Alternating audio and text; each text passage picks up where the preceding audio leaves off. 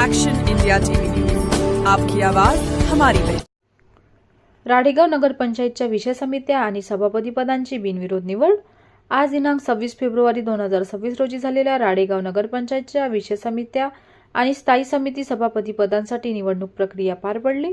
निवडून आलेल्या सभापतींचे नाव पाणीपुरवठा व जलनिस्सारण समिती श्री जानराव वामनराव गिरी, सार्वजनिक बांधकाम समिती सौ ज्योत्स्नाताई भानुदासजी राऊत, स्वच्छता आणि सार्वजनिक आरोग्य समिती कमरुनिसाताई हमीदभाई पठाण, महिला व बाल कल्याण समिती सिमरनताई इम्रान पठाण, महिला व बाल कल्याण समिती सौ मोहिनीताई प्रतीक बोबडे, उपसभापती।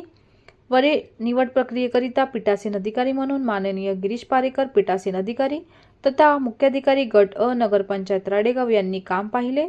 सदर निवडणुकी प्रक्रियेवेळी श्री रवींद्र शेराम, अध्यक्ष नगरपंचायत राडेगाव व श्री जानराव गिरी, उपाध्यक्ष आणि नगरसेवक नगरसेविका उपस्थित होते।